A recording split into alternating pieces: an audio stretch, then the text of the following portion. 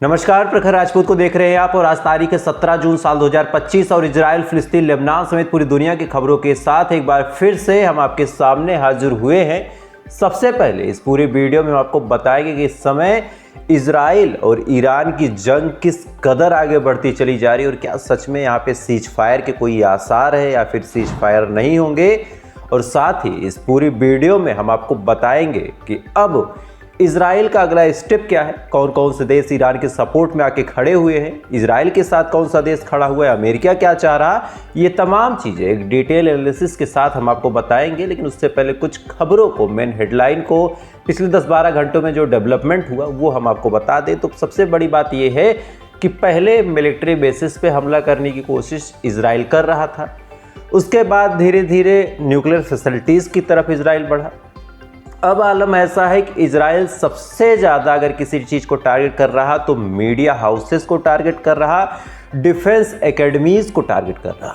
और साथ में एक रिपोर्ट निकल के सामने आई है कि कल उसने एक हॉस्पिटल को भी टारगेट किया। अब ऐसा क्यों हो रहा? दरअसल इजराइल का जो टोटल प्लान है वो ईरान के लोगों को डराना है। इजराइल चाह रहा है कि ईरान के जो लोग हैं बुरी तरीके से डर जाए, डरने के बाद वहां की सरकार के खिलाफ बगावत कर दे। चूंकि अल्टीमेटम यही है, आखिरी प्लान इजराइल का यही है। और बार बार आपने ये सुना होगा अलग अलग न्यूज़ चैनलों पे, चाहे लेफ्ट विंग हो चाहे राइट विंग हो, कि इजराइल आयतुल्ला खामनेई की जो सरकार है, जो मुस्तैदी के साथ आयतुल्ला खामनेई वहाँ पे खड़े हैं, इस चीज़ को इजराइल बर्दाश्त नहीं कर पा रहा और इस चीज़ को इजराइल से ख़त्म करने की कोशिश, यानी ईरान से ख़त्म करने की कोशिश इजराइल कर रहा बार बार।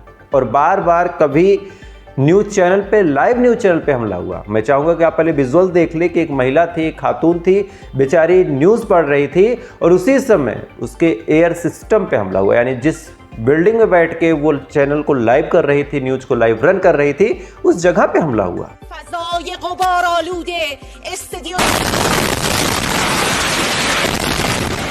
जब ऐसा भयानक हमला और ऐसा कायरानापूर्ण तरीके से हमला इजराइल ने ईरान के ऊपर किया, यानी लोकल सिविलियन को टारगेट करना, हॉस्पिटल को टारगेट करना और साथ ही कोई न्यूज़ एजेंसी है उसको टारगेट करना, इसके जस्ट बाद फिर ईरान पलटवार करता है। और ईरान का पलटवार ना आयरन डोम रोक पाता है, ना ही कोई और सिस्टम रोक पाता है, ना ही इंटरसेप्ट किया जाता है। इजरायली मीडिया ने दावा किया, इजराइल की न्यूज़ एजेंसी ने दावा किया है कि ईरान की मिसाइलें जब आती हैं तो पहले मिसाइलें गिर जाती हैं, मिसाइल टारगेट पे लग जाती है, उसके बाद जाके जो इनका सिस्टम है, जो इनका साउंड अलर्ट बजता है, जो एक सायरन बजता है ना इनके यहाँ हो करके, वो सायरन मिसाइल लगने के बाद गिरता है, बजता है। आप सोचिए ऐसा क्यों? दरअसल अब जिस मिसाइल से हमला कर रहा है ईरान, ये मिसाइल हाइपरसोनिक मिसाइल है, यानी आदमी की आवाज़ से भी ज़्यादा तेज चलने वाला है। अब जो सिस्टम है पहले आवाज़ डिटेक्ट करेगा, तब जाके वो कुछ आवाज़ निकालेगा। अब इससे पहले कि आवाज़ उस तक पहुँचे, मिसाइल पहले पहुँच जा रही। अब दिक्कत यह है कि डिफेंस सिस्टम करे क्या। आलम यह है कि इनके जो सैनिक है खुद वो आम लोगों के बीच जाके शेल्टरों में घुसे पड़े हैं, जो बख्तरबंद इनकी बिल्डिंगें हैं, जो बंकर्स हैं, वहाँ पे जाके घुसे पड़े। क्यों? क्योंकि इनको ईरान की मिसाइलों का डर है। इनको पता है कि ईरान की मिसाइलें इनसे इंटरसेप्ट नहीं हो रही। आप सोच के देखिए कि जिस आयरन डोम के दम पे ये बड़ी शान मारते थे, बड़ी साख बघारते थे कि हमारे पास आयरन डोम है, हमारे पास थार्ड है, हमारे पास ये है, हमारे पास वो है, ये तमाम चीज़ें फेल हो गई। सब कुछ फेल हो गया इनका।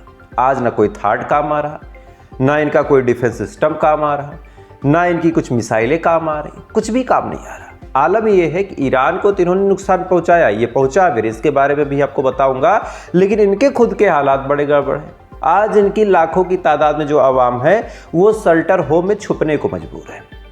इनके लाखों के लाखों लोग बंकरों में छुपे बैठे हैं। पिज्ज़ा आ रहा तो उसको लूट ले रहे, खाना आ रहा तो उसको लूट ले रहे, क्योंकि इनको पता ही नहीं है कि खाना कितने दिन तक बंकर में खाना, ईरान कब तक मारेगा, सीज फायर को लेकर कोई बात नहीं है।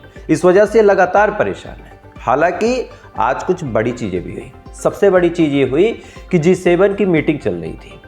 इस G7 की मीटिंग में सबसे चौंकाने वाली बात यह है कि जो 7 देश थे, 7 में से 6 ऐसे, खासकर इस चीज़ की लीडरशिप अगर कोई कर रहा था तो ब्रिटेन कर रहा था। ब्रिटेन का कहना है कि हमें इस जंग को रोकना होगा।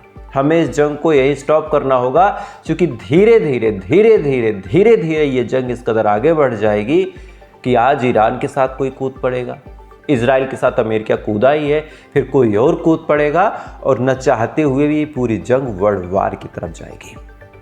और ये बात सच्चाई है। अगर ईरान और इजराइल की जंग को नहीं रोका गया, आप ये मत सोच के खुश होइएगा कि इजराइल पे मिसाइलें गिर रही हैं तो बड़ा मजा आ रहा। कभी भी ये गलती मत कीजिएगा। कहीं भी ये दिमाग में ख्याल आए, इस ख्याल को वहीं दूर निकाल के उसका गला घोट दीजिएगा। आप अगर ये सोच के खुश हो रहे हैं कि इजराइल ने गजा पे टारगेट किया, गजा के लोगों को मारा, लाखों लोगों को शहीद कर दिया, तो आज इजराइल पे मिसाइलें गिर रही तो हमें खुश होने की जरूरत है? नहीं है, बिल्कुल नहीं है। क्योंकि इजराइल पे मिसाइलें गिर रही तो वहां पे भी आम आवाम मारी जा रही।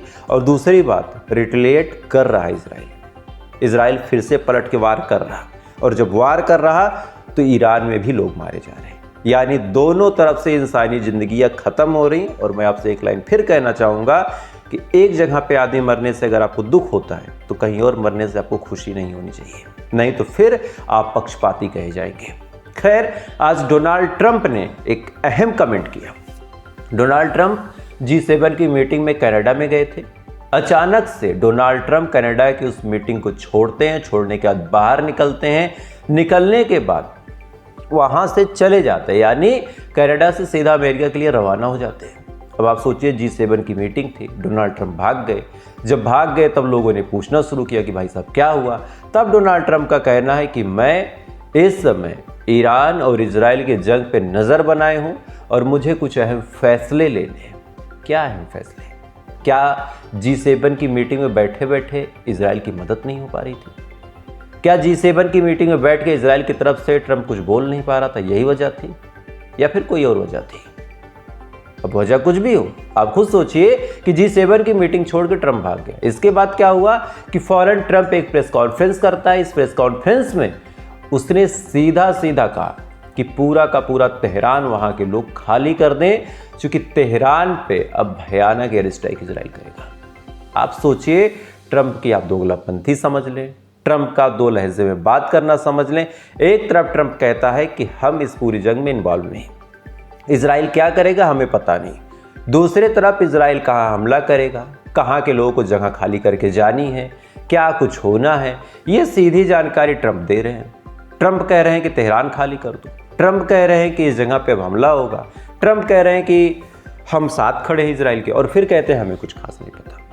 मतलब आज पूरे तेहरान को, वहाँ पे कई लाख, मतलब 30-40 लाख लोग रहते तेहरान के अंदर, उनको तेहरान छोड़ के जाने का आदेश मिला है। और इसके बाद अब इजराइल तेहरान पे भयानक अटैक करेगा। और ये कड़वी सच्चाई है। और सबसे दुख भरी बात ये है, आप अगर ईरान के पक्ष में हैं तो आपके लिए सबसे बुरी खबर ये है, सबसे बुरी खबर। और इस खबर को आपको कोई नहीं दिखाएगा, कोई नहीं बताएगा, सब आपको खुश करने में लगे हैं। सच्चाई ये है कि ईरान आज अकेला पड़ गया। ईरान आज अकेला खड़ा है। इसके साथ एक ऐसा देश नहीं है जो खुल के सामने आए और कहे कि हम अपनी सेना भेज रहे हैं। इजराइल के साथ अमेरिका खड़ा है, अमेरिका पूरी मदद कर रहा, फाइटर जेट भेज रहा, ये बात हम सभी जानते हैं। लेकिन ईरान के साथ ना कोई खड़ा है, ना कोई कुछ भेजने की कोशिश कर रहा। बस ईरान के दम पे लोग उछल के अपनी रोटियां सेक रहे थे। आज ईरान लड़ रहा, तमाम लोग खड़े होकर देख रहे हैं, तमाम जो मुस्लिम देश है वो देख रहे हैं। हालांकि 21 देश, आप सोचिए 56 में से 21 देश ऐसे हैं जिन्होंने इतनी सी हिम्मत दिखाई कि उन्होंने कहा कि इजराइल का हमला गलत है, खासकर बिल्डिंगों पे और सिविलियन इलाके में। बाकी किसी मुस्लिम देश ने ये कहने की हिम्मत तक नहीं दिखाई कि नहीं हम ईरान के साथ खड़े हैं। अब सोचिए, ये सच्चाई है। और यहां पे आप दो चीजें समझिए, या तो किसी में इतनी हिम्मत नहीं कि ईरान के खिलाफ खड़ा हो जाए, किसी में इतनी हिम्मत नहीं, और या फिर एक सबसे बड़ी सच्चाई ये हो सकती है कि ईरान ही गलत हो। अब ये मैं आप पे छोड़ता हूँ, ईरान सही कर रहा है, गलत कर रहा, या फिर किसी में हिम्मत नहीं, आप मुझे कमेंट करके बता दीजिएगा। बाकी आज सबसे अजीब व गरीब खबर ये है कि डोनाल्ड ट्रंप ने तेहरान को खाली करने का आदेश दिया। क्यों दिया, क्या दिया, थोड़ी देर बाद सब क्लियर हो जाएगा। अगली रिपोर्ट में आपको डिटेल बताऊंगा। खैर, तब तक आप अच्छे रहिए, खुश रहिए, ऊपर वाला हिफाजत करें।